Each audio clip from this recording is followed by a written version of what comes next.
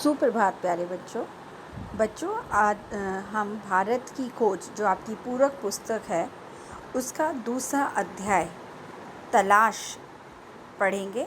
इससे पहले हमने अहमदनगर का किला जो पहला पार्ट था वो पढ़ा था, उसके प्रश्नोत्तर किए थे और उसमें बताया था कि कैसे जो जवाहरलाल नेहरू हैं अपनी 9वीं जेल यात्रा के दौरान जो है अहमदनगर के किले में पहुंचते हैं और वहां पर वो बागवानी का जो उनका शौक़ है उसे पूरा करने का प्रयास करते हैं, लेकिन परिस्थितियों के कारण वो कर नहीं पाते हैं और अंततः जो है वो लेखनी या अपने लेखन कला को जो है अपना शौक़ बनाते हैं। और साथ ही साथ वहाँ पर चांद बीबी नामक जो महिला है वो अहमदनगर के किले से उनकी घटना जुड़ी है, उसका वर्णन किया था। आज हम इसका दूसरा अध्याय तलाश वो पढ़ेंगे। बच्चों, इस पाठ को तलाश पाठ को लेखक जवाहरलाल नेहरू ने विभिन्न चरणों में जो है बांटा है। पहला जो उन्होंने चरण है जो उपविषय लिया है वो है भारत के अतीत की झांकी।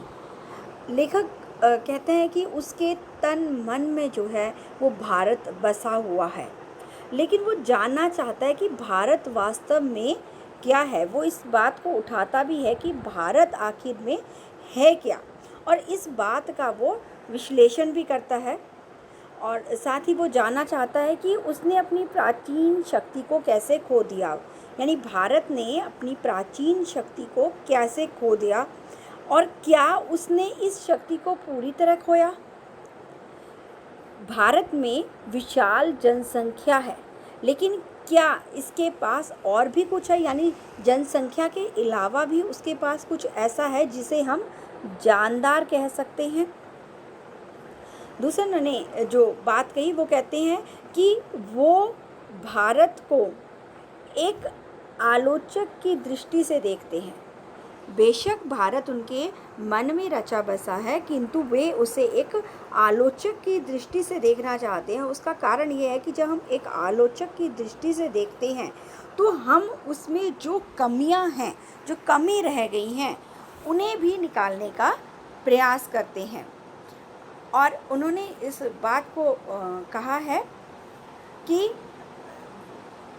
ऐसा क्या विशेष तत्व है जिसने भारत को, उसकी विरासत को जीवित रखा। लेखक जवाहरलाल नेहरू सिंधु घाटी सभ्यता का वर्णन करते हैं कि जो सिंधु घाटी सभ्यता है वो 5000 वर्ष पूर्व की बताई जाती है और ये बहुत ही प्राचीन और पूर्णतः विकसित सभ्यता थी और इसके स्थायी रूप से टिके रहने का कारण था ठेठ भारतीयपन, और यही आधुनिक भारतीय सभ्यता का आधार भी था।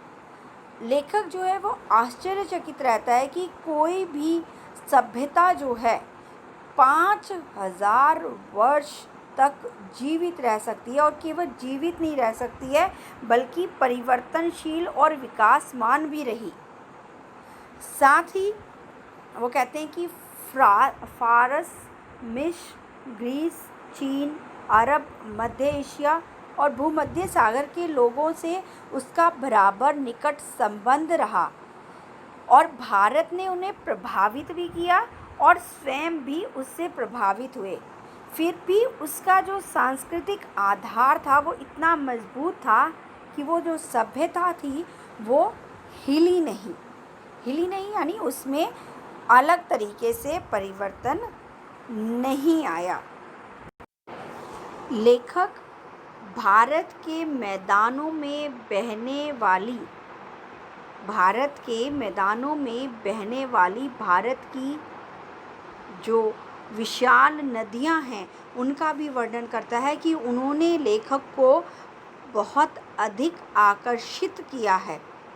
साथ ही वो वर्णन करता है इंडस या सिंधु नदी का, जिसके कारण भारत का नामकरण इंडिया या हिंदुस्तान पड़ा। लेखक भारत की नदी गंगा का भी वर्णन करता है, जिसने इतिहास के आरंभ से ही भारत के हृदय पर राज किया और लाखों की तादाद में लोगों को अपने तटों की ओर खींचा है। आप जानते हैं हमारे देश में गंगा को एक पवित्र नदी माना जाता है, बल्कि बहुत से जगहों पर, स्थानों पर इसे नदी ना कहकर माँ की उपाधि भी दी गई है। तो यहाँ पर लेखक ने गंगा नदी के महत्व को भी काफ़ी वर्णन किया है, और वो वर्णन करते हैं कि जो उनके पुरखे थे, हज़ारों वर्ष पहले पुरखे जो है गंगा स्नान करने के लिए भारत के सभी कोनों से आते थे। और कहाँ पर आते थे? हरिद्वार या फिर इलाहाबाद में। यहाँ पर भारत के अनेक राज्यों से, अनेक स्थानों से लोग जो है गंगा स्नान करने आते थे। साथ ही लेखक ने जो यहाँ के पुराने स्मारक हैं, भग्नावशेष होते हैं, भवन का अवशेष, यानी किसी भी जो भवन हैं उसके जो खंडर की तरह रह गए, यानी टूटी फूटी जो उनकी इमारतें रह गई हैं, उनका वर्णन किया है। साथ ही पुरानी जो मूर्तियां हैं, भित्ति चित्र जो हैं, और इसी के साथ साथ अजंता, एलोरा, एलिफेंटा की जो गुफाएं हैं, उनके सौंदर्य का भी वर्णन किया है। और वो कहते हैं कि उन्होंने आगरा और दिल्ली में भी कुछ जो खूबसूरत इमारतें हैं वो भी उन्हें जो है आकर्षित करती हैं, और मानो जो है कोई कहानी वो कह रही हैं, अपने साथ कोई इतिहास बता रही। लेखक अगले जो विषय है, उपविषय भारत की शक्ति और सीमा, इसमें लेखक इस चीज़ का वर्णन करना चाहता है कि भारत की शक्ति के स्रोतों और उसके पतन यानी और नाश के कारण क्या रहे। जबकि भारत बहुत समृद्ध था, और यहाँ पर जो है इतनी जनसंख्या होने के बावजूद, हर चीज़ में आगे होने के बावजूद, भारत किन कारणों से पिछड़ गया। कुछ कारण यहाँ पर जो है लेखक बताना चाहता है। साथ ही ये भी बताना चाहता है कि यूरोप जो था वो बाकी चीज़ों में पिछड़ा था, फिर भी उसने कैसे तरक्की कर ली। उसका कारण वो बताता है कि जो भारत है कि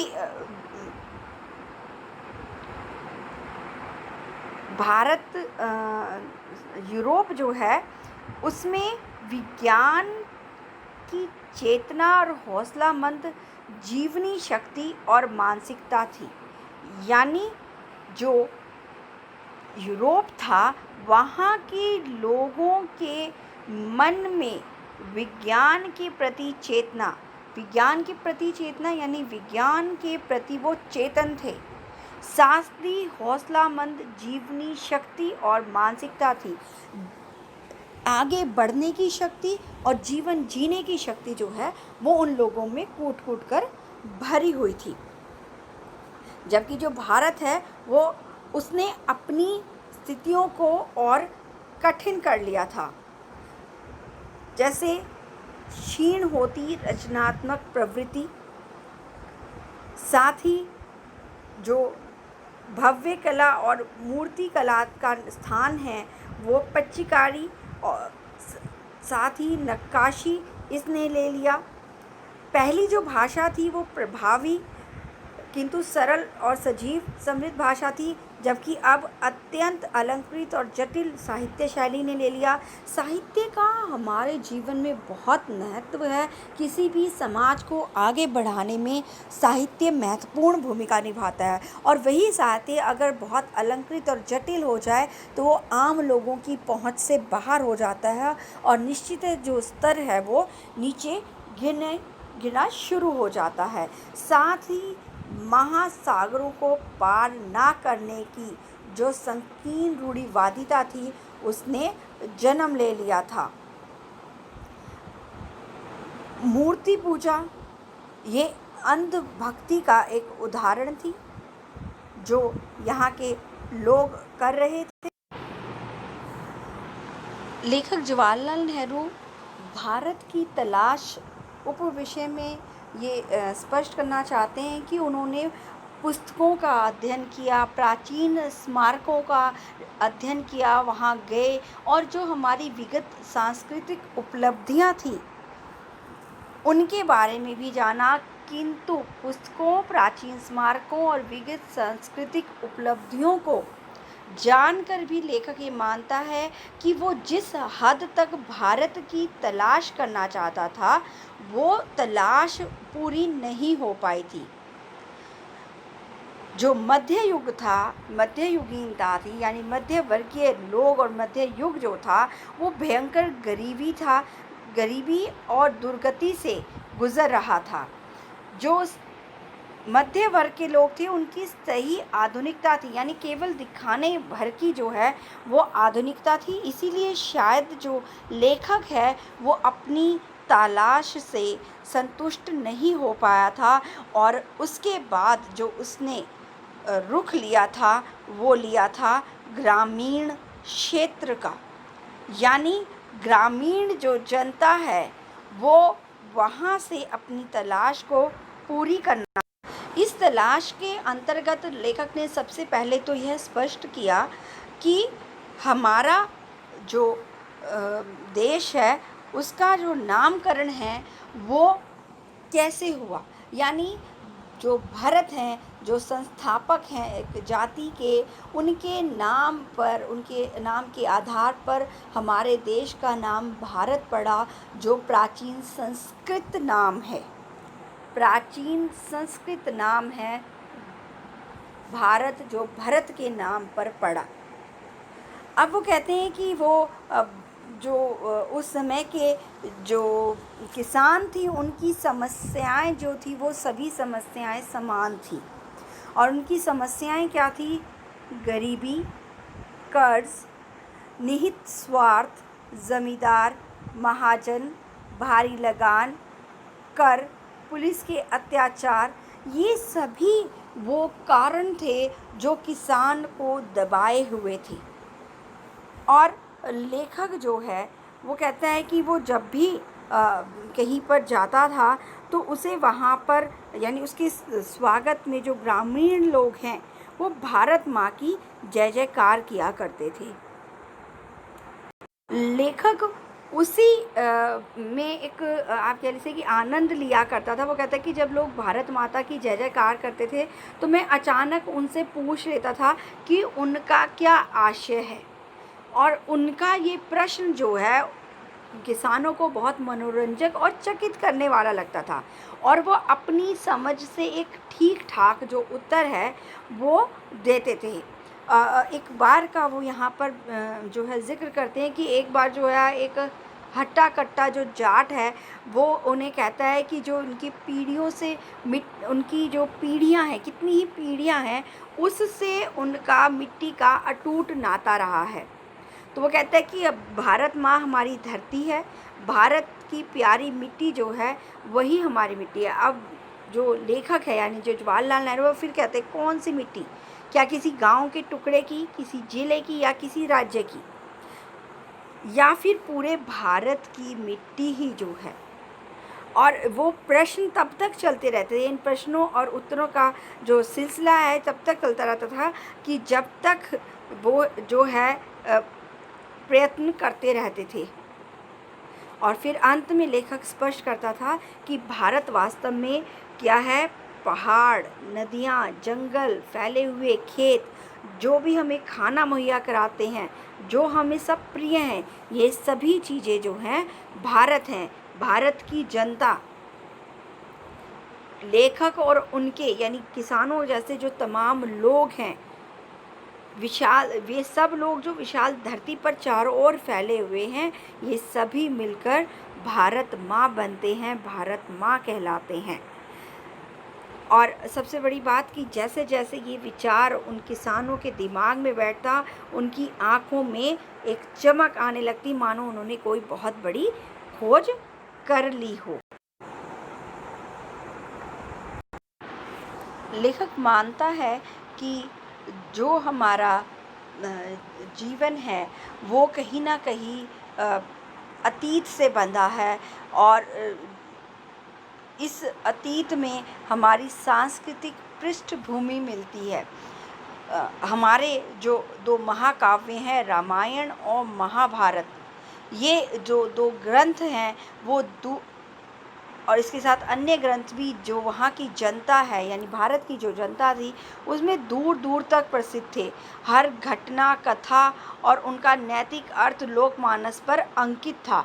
वहाँ के लोग बेशक अनपढ़ थे, अनपढ़ ग्रामीण होने के बावजूद भी उन्हें सैकड़ों पद याद थे और अपनी बातचीत के दौरान जो है वो विभिन्न उद्धरण दिया करते थे, बहुत से उदाहरण दिया करते थे।